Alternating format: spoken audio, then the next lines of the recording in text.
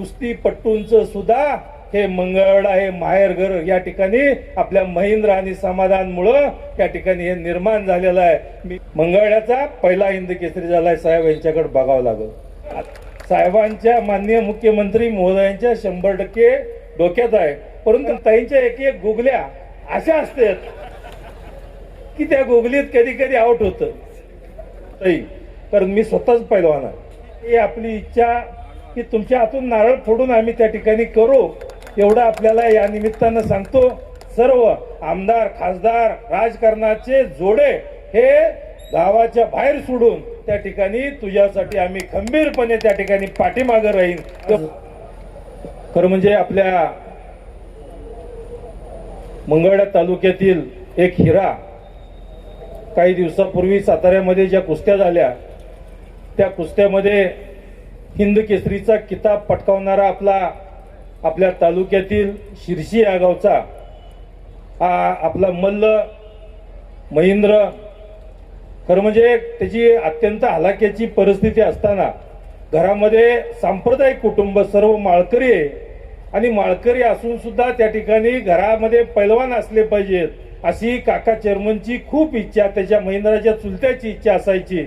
आणि महेंद्राला एकदा तरी महाराष्ट्र केसरी केलं पाहिजे हे मनामध्ये काकांच्या खूप जिद्द होती. आणि मध्येच त्या ठिकाणी त्यांचा हे जग त्यांना सोडून जावं लागलं.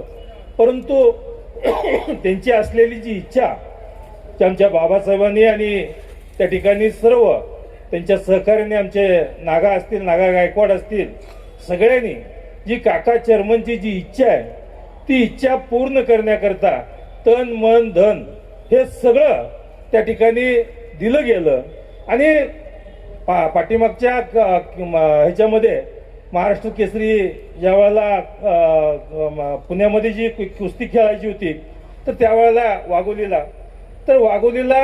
त्या ठिकाणी मला बाबांनी सांगितलं की अशी अशी कुस्ती आहे, मागच्या वेळेला जरा पार्सलिटी झाली आहे, पण आता होऊ नये याकरता जरा लक्ष दिलं पाहिजे. मी माऊली आबाला कटकेना यांना सगळ्यांना सांगितलं की बाबा मागच्या वेळेला अशी परिस्थिती निर्माण झाली आहे अशा आमच्या बाबांचं मत आहे, परंतु या वेळेला असं काय होऊ नये. त्यांनी सांगितलं ऑनलाईन वरती आहे की काही त्या ठिकाणी होणार नाही.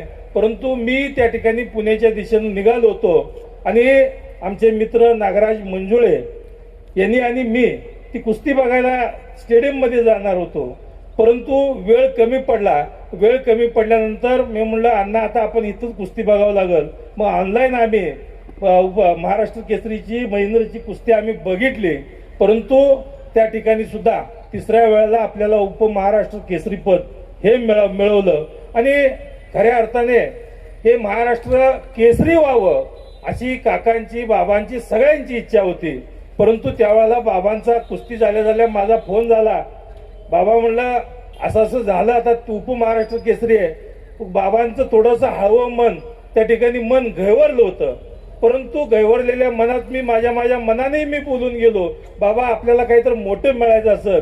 जसं महेंद्राच्या वस्तादनी सांगितलं की तू हारलो म्हणून थांबू नको, तू हारला जरी तुला तुझ्या नशिबात काहीतरी वेगळं लिहिलेलं आहे आणि मोठं काहीतरी लिहिलेलं आहे, म्हणून आज या ठिकाणी हिंद केसरी किताब हे मिळायचं होतं. म्हणून त्या ठिकाणी 3 वेळाला आपल्याला उपमहाराष्ट्र केसरी मिळालं असं म्हणायला काय वावगं ठरणार नाही. कारण आज आपण बघतोय की ह्या हिंद केसरी मिळवण्याकरता सुद्धा त्याला अपार कष्ट आहे, त्याचं स्वतःचं कष्ट आहे, त्याच्या मागे असणाऱ्या सर्व पैलवानांचं आहे, त्यांच्या वस्तादांचं कष्ट आहे की अतिशय पैलवानांचं कष्ट किती आहे मला माहित आहे. आमचा मुरला आम्हाला किती मारत होता, आपले लांडे पैलवान बी किती मारत होते की तालमीत असताना मी पैलवान आहे. जय मल्हार तालीमध्ये त्या ठिकाणी करत असताना आपल्या अगोदरचे हिंद केसरी आप्पा दीनानाथ सिंह गंगावेशला सुद्धा मी होतो, माझी ती वस्ताद आहे ती.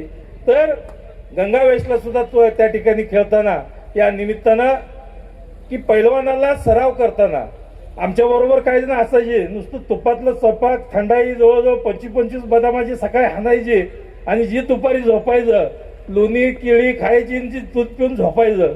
परत 4ला उठायचं, म्हणजे दुसरा उद्योग नाही, व्यायाम आणि खाणं. परंतु जेवढं खाणं तुम्ही खाताय, तूप पचवा लागतंय, लोणी पचवा लागतंय, केळी फळं पचवा लागते, बदाम जवळजवळ 25-25 बदामची थंडाई म्हणजे काय सोपा आहे आप्पा पचवायला.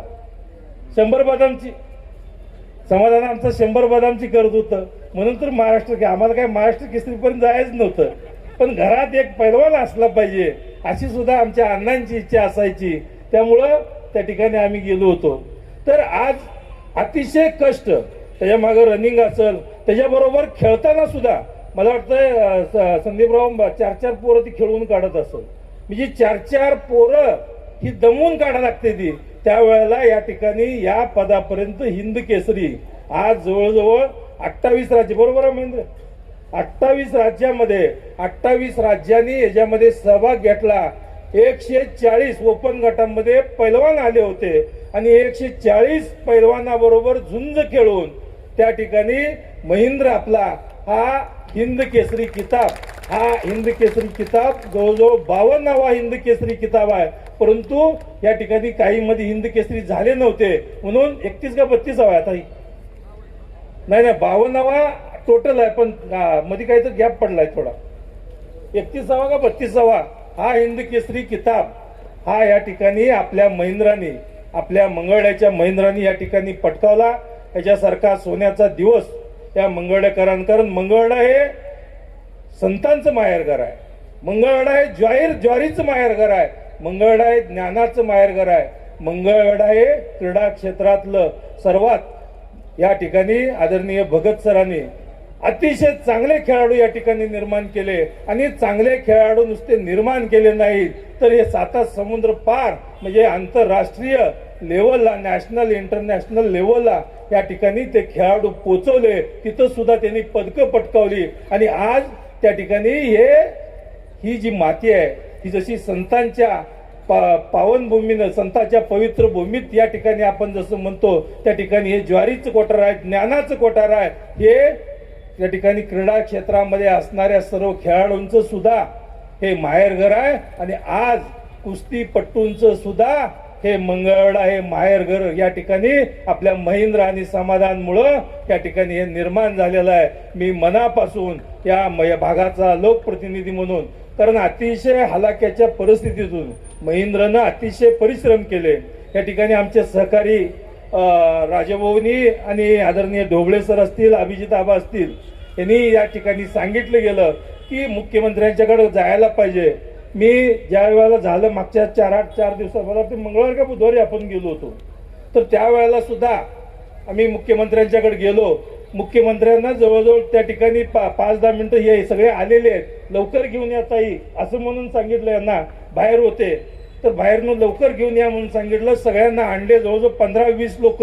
अगोदरच तिथं गर्दी एवढी होती, सगळे आमदार, लोकप्रतिनिधी बाकीचे तिथं होते. परंतु एवढ्या सगळ्यातून मुख्यमंत्र्यांनी चांगला वेळ दिला आणि चांगला वेळ दिल्यानंतर आम्ही त्या ठिकाणी मुख्यमंत्र्यांनी महेंद्राचा सत्कार केला. आणि बाबा आणि मी परत थांबलो, बाबा होतेच माझ्याबरोबर. आणि मुख्यमंत्र्यांना सांगितलं की साहेब, मंगळवेढ्याचा पहिला हिंद केसरी झालाय, मंगळवेढ्याचा पहिला हिंद केसरी झालाय साहेब, यांच्याकडे बघावं लागल. आता गर्दी आहे, आता काय बोलू नका, परत या म्हणून आम्हाला सांगितलंय सर.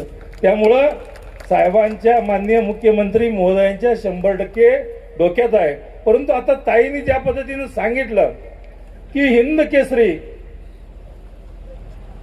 केसरी म्हणून त्या ठिकाणी आज मोठा रुबाब आहे. आणि मोठा रुबाब आहे तर त्या ठिकाणी DYSP म्हणून जी सर म्हणून असं ताईंचं मत आहे. खरं तर आता मी त्या मतावर काय बोलावं आणि कसं बोलावं, कारण ताईंच्या एक गुगल्या अशा असतात की त्या गुगलीत कधी कधी आउट होतं. परंतु ताईंना मी या ठिकाणी सांगू इच्छितो की आज त्याचं जवळजवळ आता 25-24-25वा लागतंय, आता चालू झालं. आता तर 25वा वय चालू होतंय. अजूनही त्याचं खेळायचं वय, अजून काय 2-4 वर्ष 5 वर्ष त्याला खेळू द्या. पण जरी खेळत असला तरी त्या ठिकाणी आपल्याला सर हे आता, कारण कुठलंही पद घेतलं, आता आज तर आपण बघतोय की किती या ठिकाणी आपण उच्च पदावर जरी गेलो तर त्या ठिकाणी कुठं ना कुठं सर आपल्याला म्हणावं लागतं. मी असं काय नाही की बाबा आज कुठल्या ना कुठल्या पदावर जरी त्याला SP केला तरी त्याच्यावर वर कोणतर IG आहेत, IG केला वर कोणतर आहे, DG केला वर कोणतर मंत्री आहेत. तर या निमित्तानं त्यानं सुद्धा आज जसं ज्या पद्धतीनं गावाचं, तालुक्याचं आणि जिल्ह्याचं नाव जसं महाराष्ट्रामध्ये आणि या संपूर्ण भारतामध्ये आज महेंद्र मुळाचं आपलं झालं. आणि नक्कीच या निमित्तानं या ठिकाणी शुभेच्छा देत असताना ताईंचं अजून एक सांगितलं की तालमीच्या बाबतीत सुद्धा ताई, कारण मी स्वतःच पैलवान आहे, तर या निमित्तानं मी सांगू इच्छितो की माझ्या कालावधीमध्ये मी जवळजवळ आपल्या तालुक्यामध्ये 17 ते 18 तालमींना मी त्या ठिकाणी निधी दिला होता. आज आमची जय मल्हार तालीम असेल, खंडोबा गलीची मुलांना किती दिलं पैसे त्याला 20 का, तर त्याला एक 20-25 लाख असतील. शिवाय शिवाजी तालमीला सुद्धा मला वाटतं आपण 40 लाख कुठे गेले शशिकांना नाही 40 लाख दिले, 40 लाख दिले तर त्याचं काम झालं नाही अजून. तर या निमित्तानं वाकरी, कोर्टी, एकलासपूर, कवटाळी, पंढरपूर, लक्ष्मी टाकळी, खर्डी, भोवाळी या काही ठिकाणच्या प्रोसेसमधले आहेत. आणि पैलवानाबरोबर महिलांना सुद्धा त्या ठिकाणी 9 बचत भवन हे सुद्धा दिलेले. आणि ताई आपण जसं सांगितलं की तालीम ही महिलांच्यासाठी सुद्धा झाली पाहिजे. 100% ताई आपली इच्छा की तुमच्या हातून नारळ फोडून आम्ही त्या ठिकाणी करू एवढं आपल्याला या निमित्तानं सांगतो. आणि महिंद्राच्या निमित्तानं मी महिंद्राला या अशा पद्धतीने मी शुभेच्छा देतोय की आज महिंद्राने हिंद केसरी हा किताब तर मिळवलेलाच आहे. बऱ्याचशा त्यांच्या त्या ठिकाणी वस्तादनी सुद्धा सांगितलं, त्याच्या सहकार्याने सांगितलं आपल्याला हिंद केसरी जरी उच्च किताब असला तर आपण 3 वेळा महाराष्ट्र केसरीला हरलोय, बरोबर आहे वस्ताद. पण आज आपल्याला असं झालंय की आता त्याच्यापेक्षा पुढे गेलोय आपण. तर आता ऑलिम्पिक लेवलला महिंद्रा खेळलेला आहे, दोन वेळेला 2 देशामध्ये खेळून आलेला आहे. तर नक्की या ठिकाणी ऑलिम्पिक लेवलला सुद्धा आज हिंद केसरी म्हणजे भारतातला सगळ्यात मोठा हा मल्ल, आपण बरोबर आहे का, सगळ्यात मोठा मल्ल झाला. आज इंटरनॅशनल लेवलला सुद्धा हा आपला महेंद्र गाजला पाहिजे. अशा पद्धतीनं तू त्या ठिकाणी मेहनत कर, अशा पद्धतीनं तू कष्ट कर. आज तुझ्या मागे ही सर्व वस्ताद मंडळी आहेत, आम्ही सर्व आमदार, खासदार, राजकारणाचे जोडे हे गावाच्या बाहेर सोडून त्या ठिकाणी तुझ्यासाठी आम्ही खंबीरपणे त्या ठिकाणी पाठीमागं राहीन एवढं आपल्याला या निमित्तानं ग्वाही देतो. मी तुला मनापासून महेंद्रा खूप खूप शुभेच्छा देतो. तुझं पुढील आयुष्य हे सुखाने, समृद्धीने आणि या पुढच्या कालावधीमध्ये तू जिथं जिथं पाऊल टाकल तिथं विजयाची पताका, या मंगळ्याचं नाव या ठिकाणी तू रोशन करशील अशा मनापासून त्या ठिकाणी मी शुभेच्छा देतो. आणि तुला खूप खूप चांगलं आरोग्य लाभो, चांगलं सुख समाधान लाभो अशा पद्धतीच्या मी त्या ठिकाणी शुभेच्छा संत दामाजी पंत आणि पांडुरंग चरणी देतो. एवढं या ठिकाणी बोलून मी माझं 2 शब्द संपवतो. जय हिंद, जय महाराष्ट्र.